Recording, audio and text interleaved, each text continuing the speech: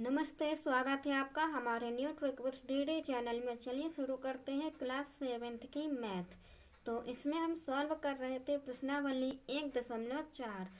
तो प्रश्नावली जो 1.4 है, इसमें भी हमने यहाँ चौथे क्वेश्चन तक पूरा सॉल्व कर लिया है। आज हम करेंगे 5वां क्वेश्चन, 6वां और 7वां।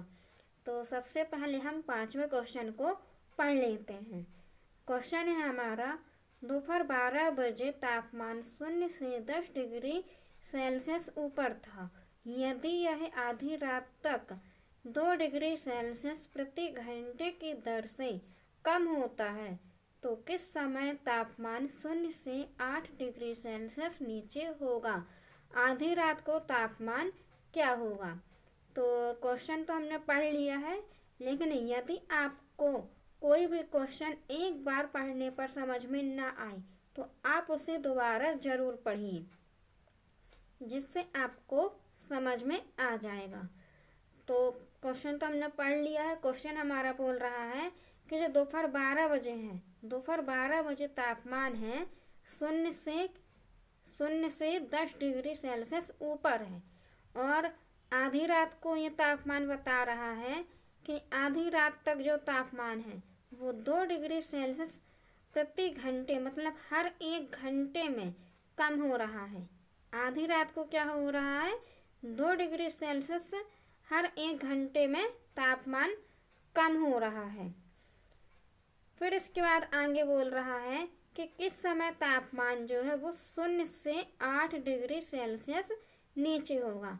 तो इसमें यहाँ क्या बताया था, यहाँ दोपहर में बताया था कि 0 से 10 डिग्री सेल्सियस ऊपर, और ये है हमारा 0 से 8 डिग्री सेल्सियस नीचे।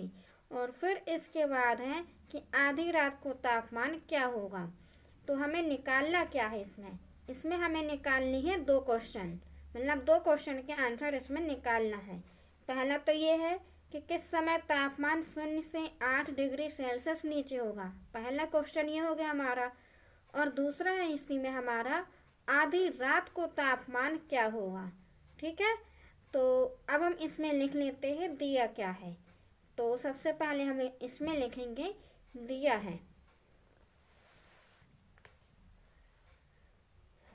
तो दिया गया है हमारे पास तापमान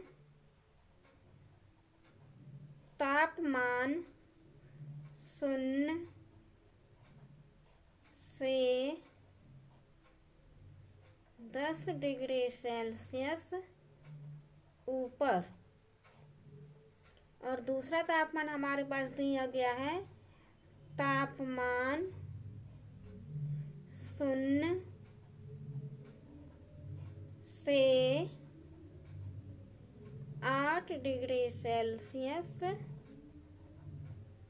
नीचे। तो ये 2 तापमान हमारे दिए गए हैं। और इसके बाद हमारा दिया गया है इसमें प्रति घंटे की दर से कम हुआ तापमान। तो इसे और लिख लेते हैं, प्रति घंटे की दर से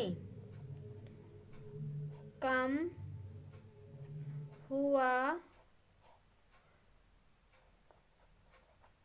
तापमान, प्रति घंटे की दर से कम हुआ तापमान। तो हर 1 घंटे में कितना कम हो रहा है तापमान, वो हो रहा है हमारा 2 डिग्री सेल्सियस। कितना हो रहा है, 2 डिग्री सेल्सियस। अब इसके बाद हम लिखेंगे प्रश्न अनुसार। तो यहाँ लिखते हैं प्रश्न अनुसार।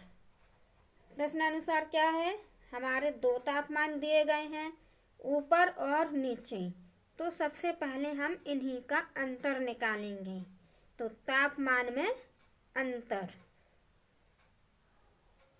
क्योंकि हमें क्या निकालना है, वो पहले वाला क्वेश्चन जो हमसे पूछा था कि किस समय तापमान 0 से 8 डिग्री सेल्सियस नीचे होगा। तो इसे निकालने के लिए हम क्या करेंगे, सबसे पहले दोनों तापमान के मानों का अंतर निकालेंगे कि जो ऊपर है 10 डिग्री सेल्सियस और जो 8 डिग्री सेल्सियस नीचे है, इन दोनों का अंतर क्या है। ठीक है, तो हम यहाँ निकालते हैं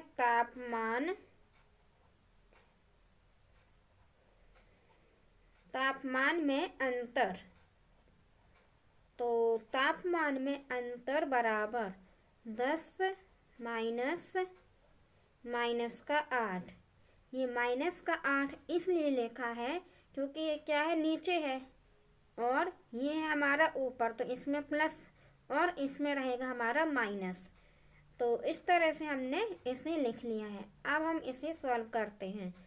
तो देखिए क्या है, हमारा माइनस माइनस बराबर हो जाएगा प्लस। तो ये हो गया हमारा प्लस, और कितना है 8। फिर इसके बाद है 10 और 8 18। तो ये तो आ गया हमारा 18 डिग्री सेल्सियस। मतलब आप यहाँ भी डिग्री लिख सकते हैं, डिग्री सेल्सियस, और यहाँ भी डिग्री सेल्सियस। इस तरह से हमारा क्या आ गया, तापमान में अंतर आ गया हमारा 8 डिग्री सेल्सियस। मतलब कि हमारा कुल तापमान आ गया है। तो हम यहाँ लिखेंगे कि कुल तापमान बराबर, अतः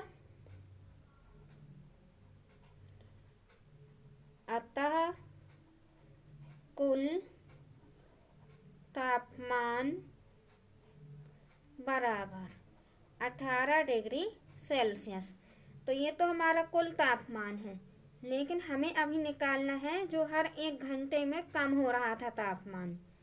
तो उसके लिए हम लिखेंगे, क्या लिखेंगे, उसके लिए हम लिखेंगे कि तापमान, क्या लिखेंगे, उसके लिए हम लिखेंगे तापमान 0 डिग्री सेल्सियस से 8 डिग्री सेल्सियस नीचे तक जाने के लिए समय घंटों में। तो इसे हम लिख लेते हैं, क्योंकि हमने ये लिखा है इसी का हमें यहाँ लिखना भी है। तो यहाँ हम लिखेंगे कि तापमान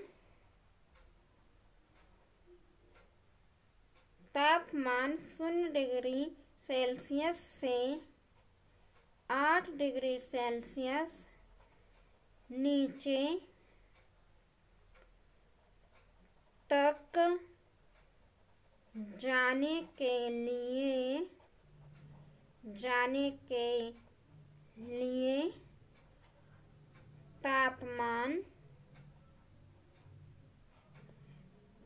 तापमान घंटों में बराबर।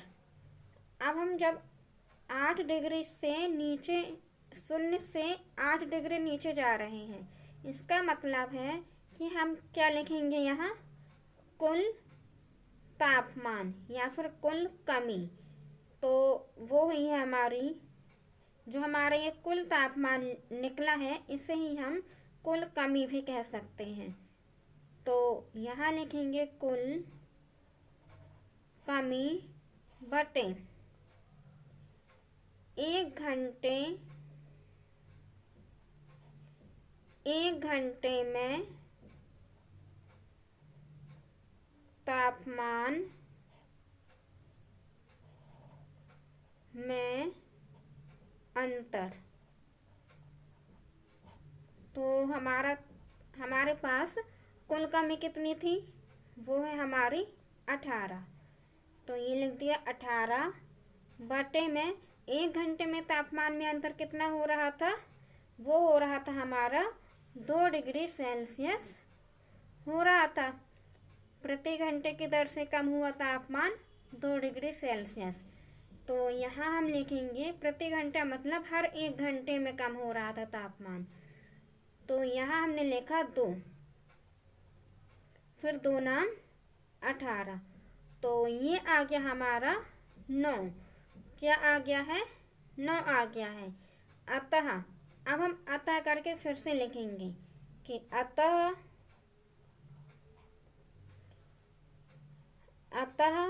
9 बजे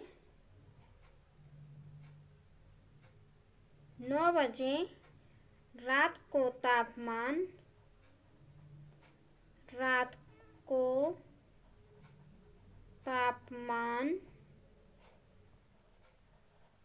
0 से 8 डिग्री सेल्सियस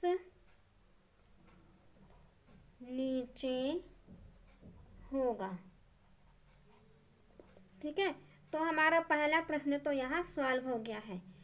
तो कब होगा?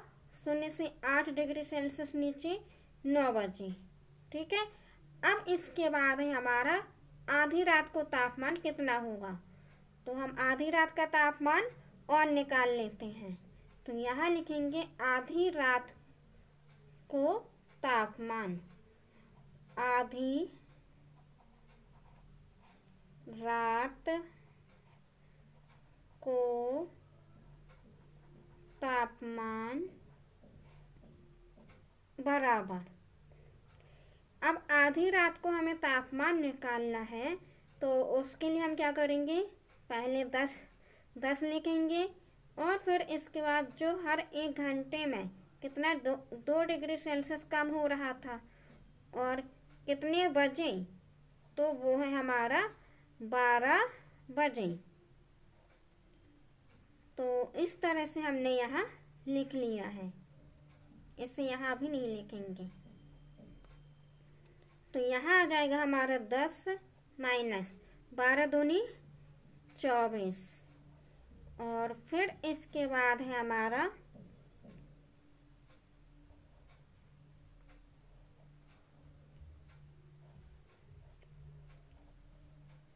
इसके बाद अब हम इसे घटा देंगे। तो जब 24 में से 10 जाएगा तो कितना आ जाएगा? वो आ जाएगा 14 डिग्री सेल्सियस। तो हमारा आधी रात को जो तापमान है वो भी निकल के आ गया है कितना? -14 डिग्री सेल्सियस। अब हम करते हैं नेक्स्ट क्वेश्चन। नेक्स्ट है हमारा 6वां।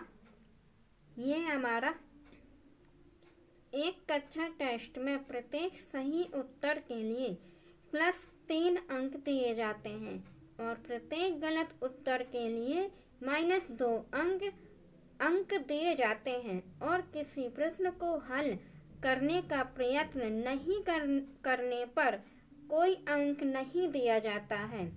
तो ये हमारा मेन क्वेश्चन है। अब इसी के अंदर हमारे 2 क्वेश्चन और हैं। वो है हमारा पहला है, इसमें राधिका ने 20 अंक प्राप्त किए। राधिका ने 20 अंक प्राप्त किए। यदि उसके 12 सही पाए जाते हैं, 12 उत्तर सही पाए जाते हैं, तो उसने कितने प्रश्नों का उत्तर गलत दिया है। तो पहला प्रश्न हमें इसमें ये सॉल्व करना है और दूसरा इसी में दिया है मोहिनी टेस्ट में -5 अंक प्राप्त करती है जबकि उसके 7 उत्तर सही पाए जाते हैं। उसने कितने प्रश्नों का उत्तर गलत दिया है। तो इसमें हम एक एक करके इसे सॉल्व करेंगे। ठीक है, तो सबसे पहले हमारा जो पहला प्रश्न है इसमें तो हम देख लेते हैं कि इसमें हमारा दिया क्या है। तो इसमें हमें क्या दिया गया है? इसमें हमें दिया गया है कि जो ये कक्षा में टेस्ट हो रहा था, क्या हो रहा था? कक्षा में टेस्ट हो रहा था। उसमें जब कोई विद्यार्थी क्या है सही उत्तर दे रहा था, तो हर एक सही उत्तर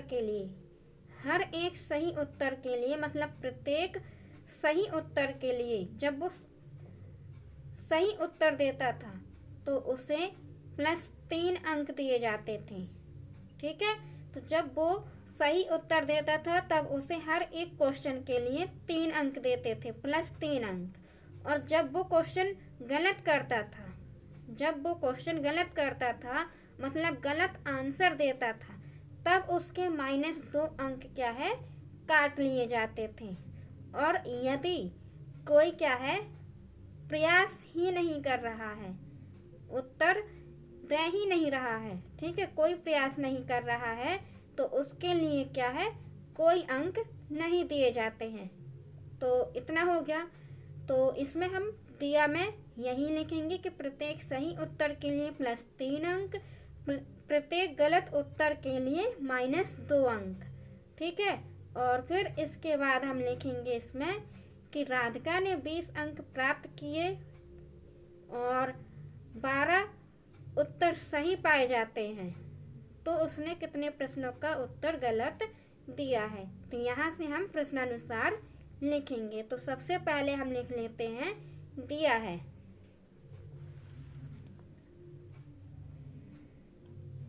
तो इसमें हमें दिया है, इसमें हमें दिया है, इसमें हमें दिया है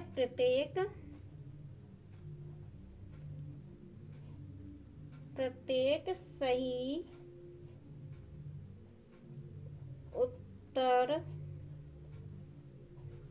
के लिए, प्रत्येक सही उत्तर के लिए +3 अंक, +3 अंक, और प्रत्येक गलत उत्तर के लिए -2 अंक, इतना हमें दिया गया है। और इसके बाद ये भी दिया गया है कि राधिका ने कितने अंक प्राप्त किए हैं। तो ये हम छठवें का पहला सॉल्व कर रहे हैं, ठीक है। तो इसमें हम लिख लेते हैं कि राधिका ने प्राप्त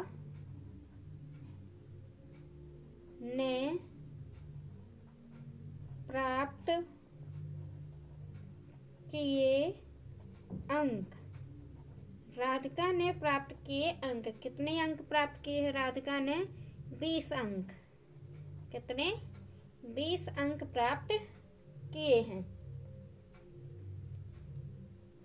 और इसके बाद ये भी हमें इसमें दिया गया है कि उसने 12 उत्तर सही, उसके जो है 12 उत्तर वो सही पाए जाते हैं। तो अब हम इसे प्रश्नानुसार से लिखेंगे, ठीक है। तो इतना तो हमारे पास दिया गया है।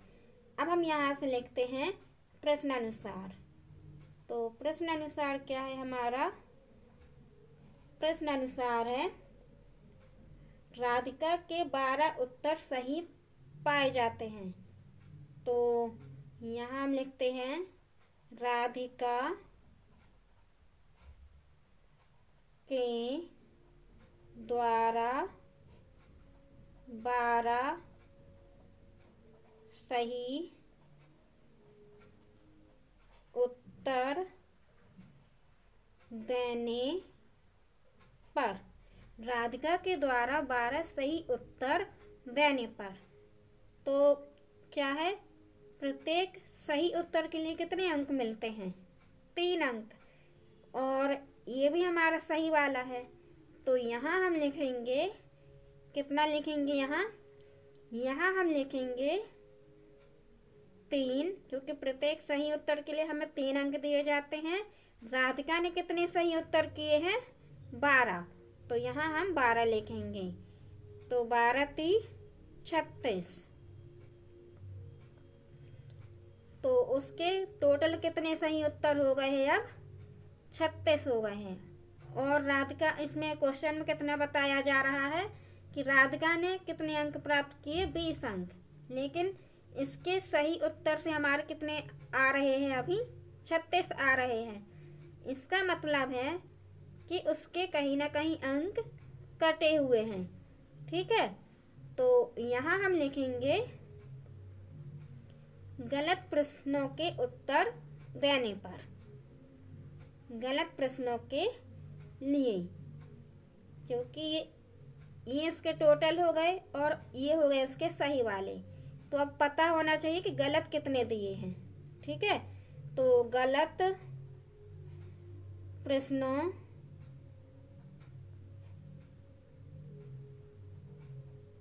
के लिए। गलत प्रश्नों के लिए क्या है हमारा 20 माइनस का 36, क्योंकि टोटल जो है उसी में से हम सही वाले को घटाएंगे। तो यहाँ हमारा कितना आ जाएगा, यहाँ आ जाएगा हमारा, देखिए 36 में से 20 तो जाएगा नहीं, तो क्या करेंगे हम, मतलब 20 में से 36 नहीं जाएगा तो हम 36 में से 20 को घटाएंगे। ठीक है, तो 6 में से 0 गया 6, फिर 3 में से 2 गया तो 1, और चिन्ह आ जाएगा हमारा माइनस वाला। तो इस तरह से गलत प्रश्नों के लिए उसके कितने अंक कट गए हैं 16, और हर एक गलत उत्तर देने पर कितने अंक कटते थे 2 अंक कटते थे। ठीक है, तो अब हमें इसमें बताना है कि उन प्रश्नों की संख्या कितनी थी। इतने अंक तो उसके कटे हैं, लेकिन प्रश्नों की संख्या कितनी थी। ठीक है, तो यहाँ हम लिखेंगे गलत प्रश्नों की संख्या बराबर, यहाँ हम लिखते हैं गलत प्रश्नों की संख्या बराबर, क्या लिखेंगे, गलत प्रश्नों की संख्या बराबर हम यहाँ लिखेंगे माइनस का 16 भागे गलत प्रश्नों के लिए -2 अंक, तो ये हो गया हमारा -2।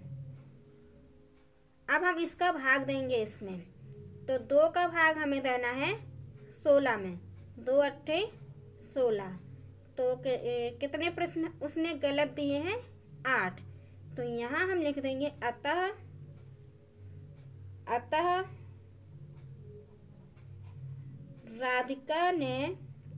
राधिका के द्वारा 8 गलत उत्तर दिए हैं, या फिर हम इसे इस तरह से भी लिख सकते हैं अतः राधिका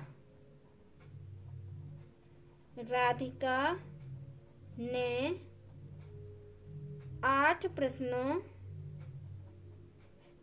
के गलत उत्तर दिए हैं। तो इस तरह से हमारा ये पहला कंप्लीट हो जाता है। अब हम लिखेंगे इसी का दूसरा, जो हमारा दूसरा वाला प्रश्न है उसे सॉल्व करेंगे। तो दूसरा वाला हम एक बार पढ़ लेते हैं कि दूसरा वाला प्रश्न हमारा क्या था। दूसरा है हमारा, मोहिनी टेस्ट में -5 अंक प्राप्त करती है। देखिए अब ये क्या है, -5 अंक प्राप्त कर रही है, जबकि उसके 7 उत्तर सही पाए जाते हैं। 7 उत्तर सही पाए जाते हैं और अंक कितने प्राप्त करती है वो 5, -5। अब आपको इसमें बताना है कि उसने कितने प्रश्नों का उत्तर गलत दिया है। वही हमें गलत प्रश्नों की संख्या ही बतानी है इसमें कि उसने कितने गलत उत्तर दिए हैं। तो इसमें भी हम सबसे पहले लिखेंगे दिया है, तो दिया है, क्या दिया है, वही ऊपर की जो हमने अभी 2 लाइन लिखी है पहले वाले क्वेश्चन में, वही हम फिर से लिख लेंगे। तो वो है हमारा प्रत्येक सही उत्तर के लिए, प्रत्येक सही उत्तर के लिए +3 अंक, और प्रत्येक गलत उत्तर के लिए -2 अंक। ये हो गया हमारा। अब इसके बाद इसने मोहिनी ने क्या है -5 अंक प्राप्त किए हैं, तो मोहिनी ने या फिर मोहिनी के द्वारा प्राप्त किए गए अंक, तो यहाँ हम लिखते हैं मोहिनी के द्वारा प्राप्त किए गए अंक, मोहिनी के द्वारा प्राप्त किए गए अंक कितने हैं? -5 अंक है। अब इसके बाद हम लिखेंगे प्रश्नानुसार। तो यहाँ से डालते हैं प्रश्न अनुसार। प्रश्न अनुसार क्या है? तो प्रश्न अनुसार है कि मोहिनी ने कितने सही उत्तर दिए थे? 7। तो मोहिनी के द्वारा 7 सही उत्तर देने पर, यहाँ हम लिखेंगे मोहिनी के द्वारा 7 सही उत्तर देने पर, मोहिनी के द्वारा 7 सही उत्तर देने पर, तो 7 उसने सही दिए हैं और सही के लिए कितने? 3 अंक दिए जाते हैं। तो हमने ये लिख लिया 3। ये गुणा करेंगे अब इसका, 7 × 21, 30 × 21। तो इस तरह से हमारा यहाँ आ गया है 21। अब इसके बाद क्या है? इसके बाद हमें उसके गलत प्रश्नों की संख्या निकालनी है। ठीक है, लेकिन अभी हम उसके पहले क्या निकालेंगे कि जो उसने टोटल अंक प्राप्त किए हैं -5, और जो उसके सही उत्तर आए हैं वो आए हैं 21, लेकिन उसके गलत उत्तर कितने हैं अब अभी हमें वो भी निकालना है। तो यहाँ हम निकालेंगे कि मोहिनी के द्वारा गलत उत्तर देने पर, मोहिनी के द्वारा गलत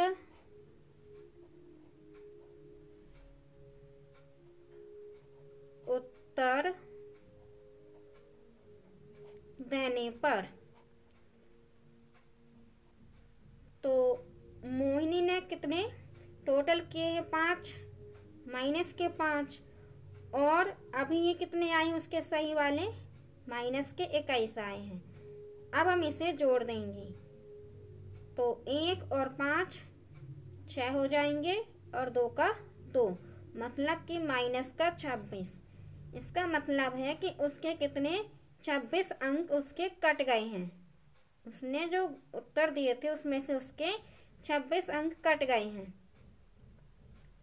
ठीक है, तो अब उसने कितने प्रश्नों, मतलब उसकी संख्या कितनी है? उसकी गलत प्रश्न जो उसने दिए हैं उन प्रश्नों की संख्या कितनी है? अब हमें संख्या निकालने के लिए आगे क्या करेंगे? जो हमारे -2 अंक दिए जाते थे ना, उससे हम भाग कर देंगे। तो यहाँ हम लिखेंगे मोहिनी के गलत प्रश्नों की संख्या बराबर, तो यहाँ लिखते हैं हम मोहिनी के द्वारा गलत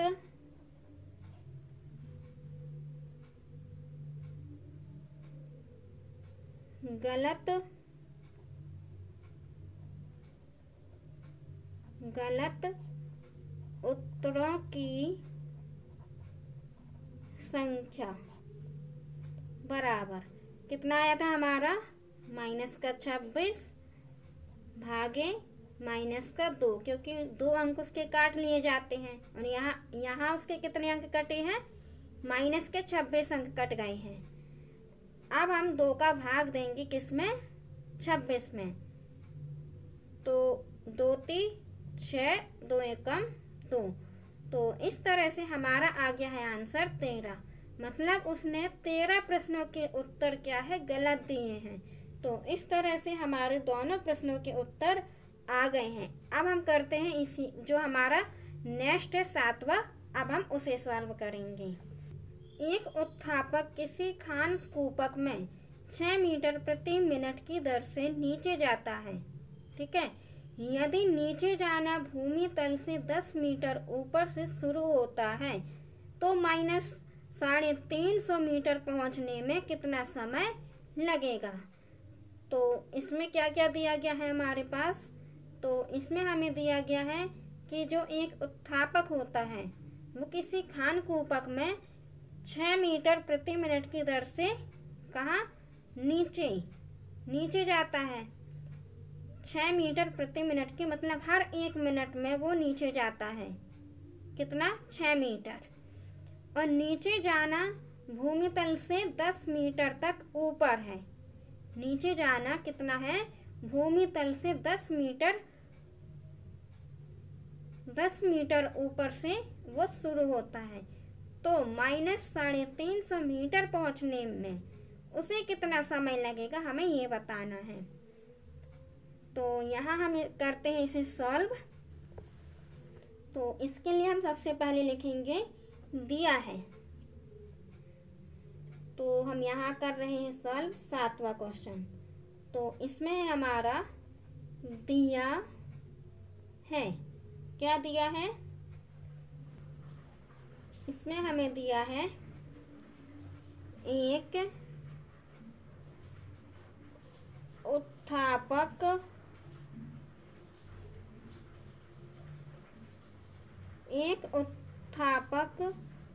किसी खानकूपक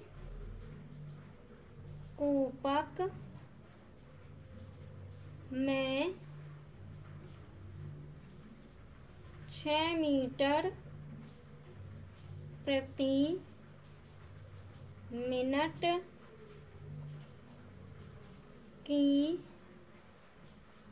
दर से नीचे जाता है। ये हमारे पास दिया गया है। और इसके बाद दिया गया है कि नीचे जाना भूमि तल से 10 मीटर ऊपर से शुरू होता है। दूसरा पॉइंट इसमें हमें दिया गया है कि नीचे जाना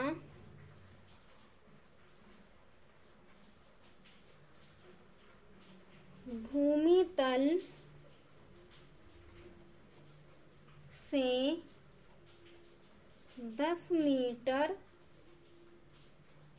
ऊपर से शुरू होता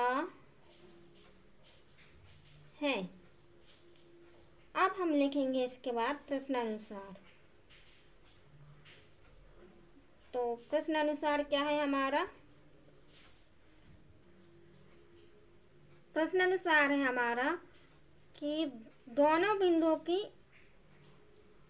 ऊंचाइयों का अंतर। अब जैसे हमने यहाँ जो 10 मीटर है वो ऊपर जा रहा है और क्वेश्चन में 350 मीटर वो नीचे जा रहा है, माइनस लगा है, इसका मतलब है कि नीचे जा रहा है। तो अब हम दोनों का अंतर निकालेंगे। तो यहाँ हम लिखेंगे दो बिंदुओं की स्थिति में ऊंचाइयों का अंतर बराबर। प्रश्नानुसार है दो